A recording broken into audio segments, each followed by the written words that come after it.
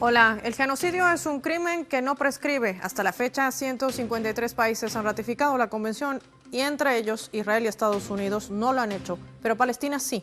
Sin embargo, esta no sería un pretexto para ese paraguas de impunidad que mantiene el gobierno de Israel, que da origen también a la competencia o no de este tribunal de la Corte Penal Internacional, encargada de juzgar este tipo de crímenes.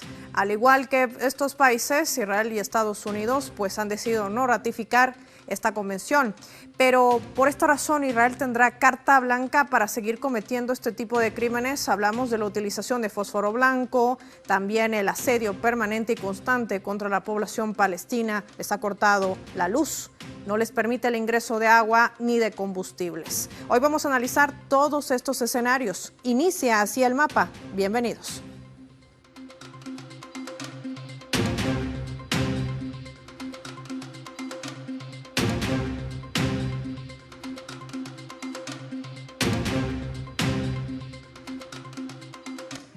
Vamos a graficar en el mapa el asedio constante de Israel hacia Palestina. Vamos a revisar estos datos para poder entender lo que está pasando.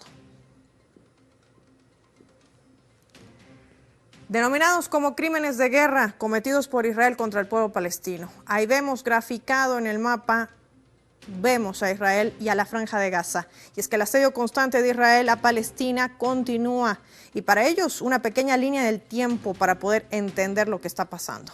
Revisamos datos desde la creación del Estado de Israel en 1948. Allí miles de personas, civiles y militares, han sido asesinados por el régimen de ocupación ilegal establecido en Israel, lo que se conoce como la Nakba del 48, que es la catástrofe. Esta estrategia colonizadora sionista viene asesinando a miles de personas desde la primera intifada hasta septiembre de este año, superando la cifra de 13.400 palestinos asesinados.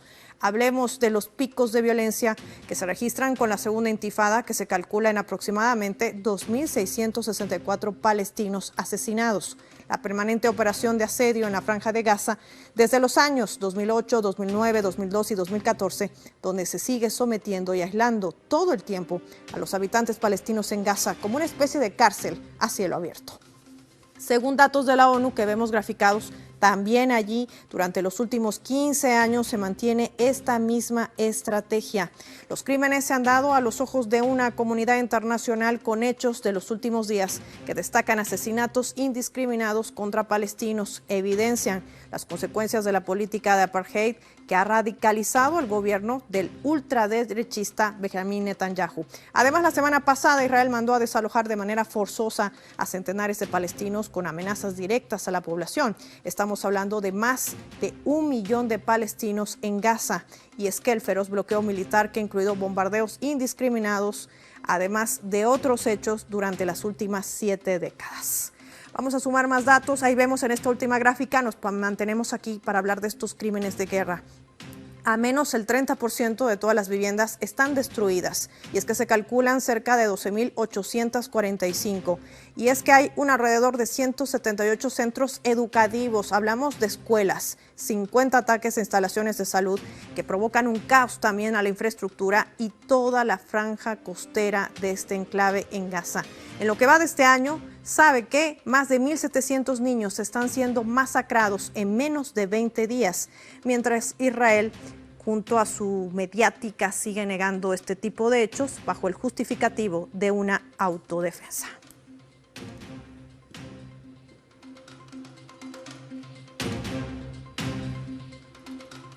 Vamos a conversar de esto con nuestros invitados directos. Nos acompaña también el profesor desde España. Él es investigador y con él vamos a conversar justamente sobre esta temática. Ramón Pedregal. Ramón, bienvenido.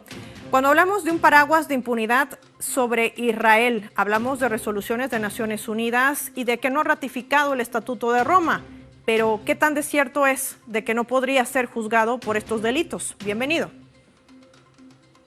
Buenas tardes, muchas gracias por su atención hacia Palestina. La impunidad se ha terminado cuando se crea el Estatuto de Roma, o a partir del Estatuto de Roma surge la Corte Penal Internacional en una conferencia extraordinaria de las Naciones Unidas. Esto es el 18 de julio de 1988. Pero hay que tener en cuenta que desde 1948 la Convención de las Naciones Unidas para la Prevención y la Sanción del Delito de Genocidio incluyó expresamente en el artículo 2 la intención de destruir total o parcialmente a un grupo nacional, étnico, racial o religioso. Lo que quiere decir es que ya estaba señalado desde 1948 lo que era el genocidio. Luego vino 40 años después, 1988, un añadido de Estados Unidos diciendo que habría que verificar qué cantidad de muertes se pueden determinar como genocidio. Una manera de separarse del compromiso internacional para decir ellos mismos qué es genocidio y qué no es genocidio, ¿no? Esa ley, esos añadidos que hacen en la misma Constitución de Estados Unidos, resulta que lo propone el senador que lo redactó en su momento, fue Joseph Biden. Pueden ustedes imaginarse con qué intención, ¿no? Cuando en 1948 se establece en la Convención de las Naciones Unidas qué es el delito de genocidio, y ellos 40 años después lo van a corregir o van a intentar corregirlo introduciendo en su misma ley de Estados Unidos esa corrección, pues podemos imaginar qué es lo que se pretende. Llegados a este punto, llegados a este momento, con lo que nos encontramos es que estos personajes, estos criminales internacionales, se distancian de todo eso, apoyándose en que ellos no han firmado el Estatuto de Roma y no aprueban la Corte Penal Internacional. Qué curioso, siempre que a ellos les interesa, exigen que la Corte Penal Internacional intervenga. Y sin embargo, cuando ellos son condenados por todo el mundo, se distancian y dicen que no tienen nada que ver con esa Corte. El problema fundamental es que se dedican desde su nacimiento al genocidio, y ese es el eje que mueve todas sus guerras, ¿no? La eliminación de los pueblos, la ocupación, el robo, todo lo que eso conlleva, ¿no? Vamos a sumar a Susana Cal, que también nos acompaña en directo. Susana, hay una correlación de fuerzas. Yo te pregunto porque vemos, por un lado, en esta balanza, una humanidad que sale a las calles pese a las prohibiciones en solidaridad con el pueblo palestino, y otra, que son los intereses geopolíticos imperialistas. ¿Cómo entender esta situación en medio de esta crisis, llamémoslo así, que emprende esta fuerza colonizadora como es Israel? Sí, primeramente muchas gracias a Telesur por invitarme, y estamos ante una crisis moral, una crisis de toda... es un insulto a la inteligencia humana, es un insulto a toda espiritualidad humana lo que estamos viviendo hoy por hoy. Estamos ante hechos macabros, estamos ante hechos psicópatas, de genocidio, de exterminio contra una población aborigen, contra una población nativa que rehúsa desaparecer frente a un régimen colonial, frente a un clásico colonialismo hoy en el siglo XXI. Estamos en el siglo XXI y pensamos y creemos y sentimos que el colonialismo, el anacronismo del colonialismo, ese salvajismo ha sido superado ya en la luz de la historia de la humanidad. No. Esa atrofia del colonialismo aún existe en nuestro tiempo presente y se llama Israel, el que se impuso en 1948 en la Palestina histórica desde Europa y por europeos a través de un movimiento fascista colonial denominado el sionismo. El sionismo es el movimiento fascista más poderoso hoy en nuestro siglo XXI es un movimiento colonial fascista de exterminio contra la población nativa palestina como primer paso, y posteriormente seguir es un colonialismo que no solamente se limita a la Palestina histórica, sino que también es un colonialismo expansionista. Posteriormente tomar los territorios del Líbano, de Siria, de Jordania, de Irak, de parte de Egipto, y seguir hasta Arabia Saudita, el pueblo persa. Entonces aquí estamos ante una realidad fascista, colonial hoy en nuestro tiempo presente. Si hablamos de derechos humanos, de justicia, feminismo, sexodiversidad y todos los valores del secularismo, todos estos valores están siendo atropellados. No podemos, por ejemplo, hablar de derechos humanos y ignorar esa realidad tan obscena como es la existencia del colonialismo en la Palestina histórica.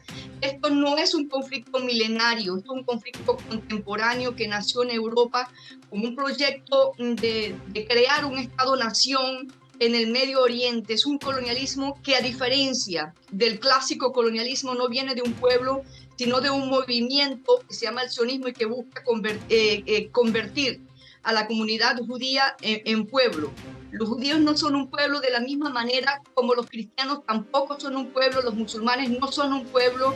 Entonces aquí se ha mezclado para falsificar la historia en pueblo y religión. Esto hay que tenerlo claro. Esto no es un conflicto religioso, esto es un conflicto político de carácter de naturaleza colonial. Es una vergüenza, es una obscenidad que hoy en nuestro siglo XXI estemos apoyando a un régimen colonial, a un clásico colonialismo. No lo podemos permitir, debemos ser hijos de nuestro tiempo contemporáneo. El anacronismo del colonialismo debe desaparecer.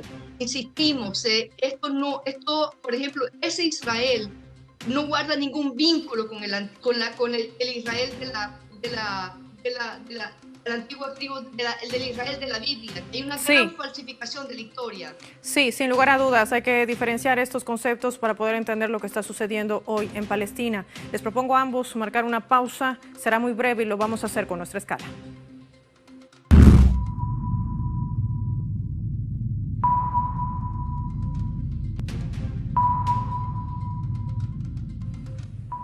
Esta vez a través del portal web de nuestra casa informativa Telesur, que está titulando La Cumbre del Cairo busca reducir la escalada de Israel en Gaza.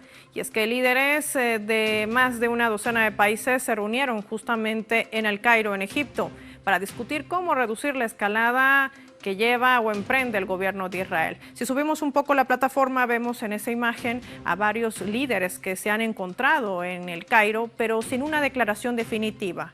¿Por qué? La gran pregunta es que también dentro de la misma participaron países del bloque europeo que han marcado ese distanciamiento para no condenar lo que comete Israel en Palestina en estos más de 10 días, pese al llamamiento inclusive de la propia Organización Mundial de la Salud a través del doctor Tedros Adhanom Ghebreyesus, que decía que bloquear la comida, también la energía y cortar el combustible se convierten en delitos violatorios al derecho internacional humanitario. Dos visiones distintas que se han centrado en este encuentro el sábado. Con ello marcamos la pausa, ya volvemos.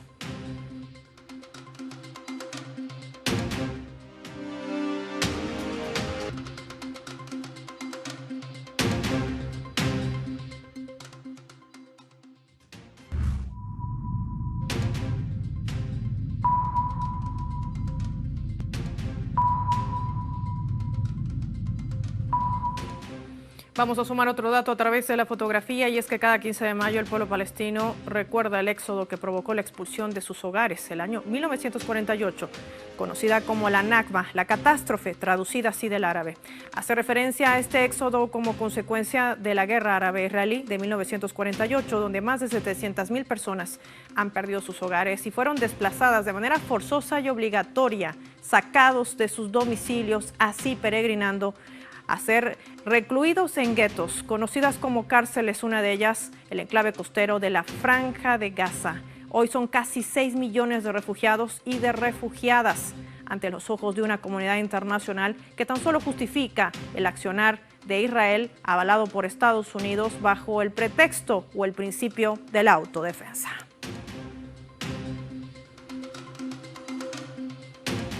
Vamos a conversar de esto con el profesor Ramón Pedregal. Profesor, el hecho de que la incursión terrestre, como la ha denominado Israel, aún está en pleno desarrollo, es decir, está contenida. La pregunta es ¿por quiénes? Y segundo, si estamos a puertas de una nueva Nakba como el 48. Sí, yo creo que desde hace ya 15 días, desde el día 7, que dijeron que iban a invadir por tierra y no lo han hecho, es porque hay dos elementos fundamentales. Uno, la situación internacional parece que no se lo permite de momento, y otro, que tienen un ejército muy bien vestido y muy bien armado, pero que no tiene ningún espíritu de lucha, porque son invasores, son colonos, pagados por los Rothschild y los gobiernos europeos y Estados Unidos, van como si fuesen poco menos que a una matanza de, como decía el asesino Galán, de bestias en cuerpos humanos, ¿no?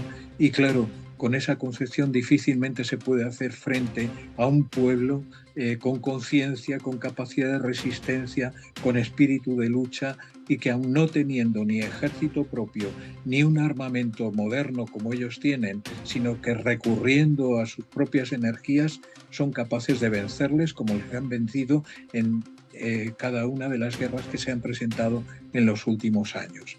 Curiosamente, y es un dato a lo mejor a pensar en ello, los llamados soldados del ejército sionazí, muchos de ellos tienen doble nacionalidad.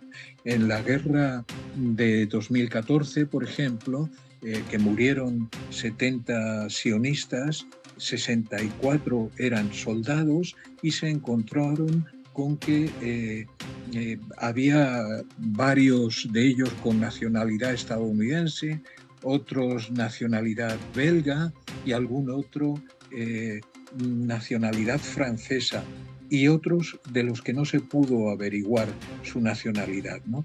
¿Qué clase de ejército es ese sino un ejército mercenario? Entonces, eso es un problema para ellos. Por otro lado, puede haber una nueva Nakba. La Nakba no se ha detenido. Desde 1948 llevan expulsando a la población palestina, a la población originaria. Y no solo eso, sino con la implantación de las leyes sionazis que hacen perfectamente una diferencia entre ellos y el resto de la humanidad, por decirlo así, que en este momento nos representa el pueblo palestino. Voy a pedirle a Susana que revisemos juntas nuestra leyenda para continuar con el análisis.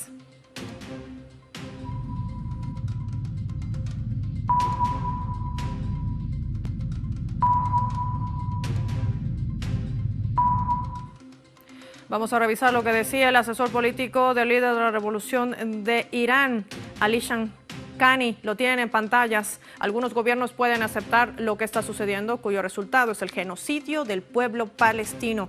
Pero los pueblos libres del mundo y el Frente de la Resistencia van a cumplir con su deber, sentenciaba así en recientes declaraciones tras el asedio permanente y constante por parte de Israel hacia la Franja de Gaza, donde están hacinadas más de 2.000 personas, 2 millones, corrijo el dato, de palestinos en ese gueto. Susana, ¿qué frente se abre para Palestina en este caso, cuando Irán marca una postura y que además decide no formar parte de esta cumbre desarrollada en Egipto, que ni siquiera ha logrado una resolución? ¿Qué realidad se ha desnudado? Concerniente a la postura del gobierno persa de Irán, es la postura más valiente y más honesta frente a ese régimen colonial denominado Israel. El gobierno persa de Irán sabe muy bien que si no interviene en pro de los derechos del pueblo palestino, ese anacronismo colonial seguirá expandiéndose y las próximas víctimas serán el Líbano, Siria, Persia. Entonces de eso se trata, o sea, reconocer, permitir el exterminio del pueblo árabe palestino, semita, un pueblo que lleva más de 11.000 años en la luz de la historia de la humanidad. Esto sería también un riesgo, es poner en riesgo toda la soberanía de los pueblos árabes semitas, su cultura, su historia. Entonces aquí estaríamos hablando de un memoricidio, historicidio, culturicidio, epistemicidio, genocidio, que eso es lo que necesita ese régimen colonial denominado Israel, que no es más que un eurocentrismo.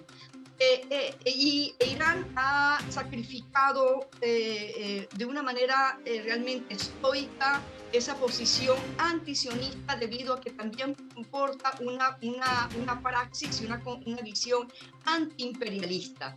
Eso es por esto que el gobierno persa de Irán no permite negociaciones. Es como ellos también lo plantean: la patria no se negocia, la patria se defiende.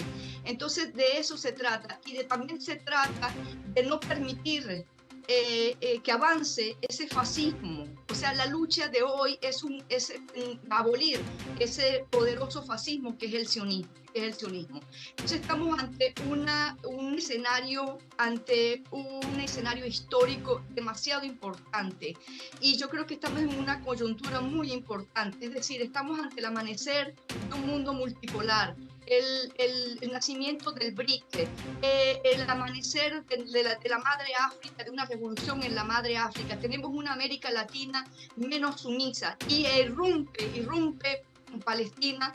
Entonces es una lucha contra el imperialismo, contra la atrofia, contra el inhumanismo del imperialismo. Y esto lo tiene muy claro el gobierno persa de Irán, que yo creo que es la más honesta y que está a la vanguardia en cuanto a esa lucha antiimperialista y antisionista. Lamentablemente las tiranías árabes, muchas de ellas están aliadas con el imperialismo, con el sionismo, para perpetuarse en el poder. Y lo peor es que ellos están poniendo en peligro el futuro mismo de sus propias naciones. Entonces, la cumbre árabe, yo creo que no tengo mucha esperanza en ella. Quiero agradecerle a Susana Cali y también a Ramón Pedregal por habernos acompañado hoy con sus análisis en el mapa. Momento de revisar nuestra coordenada.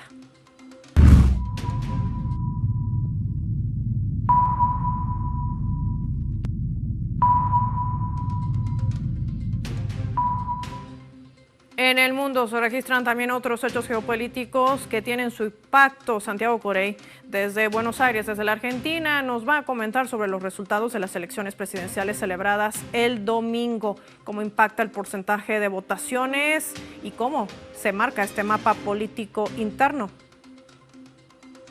La elección presidencial en Argentina posicionó a dos candidatos de cara a una segunda vuelta a desarrollarse el 19 de noviembre entre Sergio Massa, candidato oficialista de Unión por la Patria, y Javier Milei, el ultraderecha de La Libertad Avanza. Fueron 7 los puntos de ventaja que sacó el actual ministro de Economía, y es justamente bajo esa gestión que logró revertir el resultado de las primarias del mes de agosto, donde se había impuesto el libertario. El titular de la cartera económica, enfocado en negociar con el Fondo Monetario Internacional, no desatendió las necesidades de la población y tomó medidas de corto y mediano plazo que trabajadores, jubilados y autónomos, entre otros, valoraron en gran medida, confrontando con un modelo neoliberal y de propuesta de la dolarización, como viene señalando Javier Milei. Los mercados, en este caso, reaccionan positivamente ante el resultado de ayer, y será tarea de Massa sostener una estabilidad para encaminarse rumbo al balotaje. Mientras se aguardan las expresiones de los 3 candidatos que perdieron, Milei busca aliarse con Juntos por el Cambio, que tiene la figura del expresidente Mauricio Macri como máxima expresión. En ese sentido, Patricia Bullrich, que sumó 23% de los votos y venía confrontando mucho con Milei, aún no se posicionó en si lo apoyará. Tampoco lo hizo Juan Schiaretti, y hacia donde direccionará un 6% del electorado, y la que sí dejó en claro que Massa y Milei no son lo mismo fue Miriam Bregman, del Frente de Izquierda, de quien se espera que su electorado vaya en gran medida al oficialismo. Lo que ha quedado claro de que Massa con gestión levantó mucho su piso electoral, mientras que a Milei pareciera no subirle el techo de electores, ya que fue casi la misma cantidad en millones que lo votaron en las dos contiendas electorales. Importante el acontecimiento que ha vivido la Argentina, que también dibuja ese mapa político interno e internacional. Santiago Corey, desde Buenos Aires, desde Argentina. Vamos a finalizar el programa y lo hacemos con nuestra coordenada, con nuestro vector.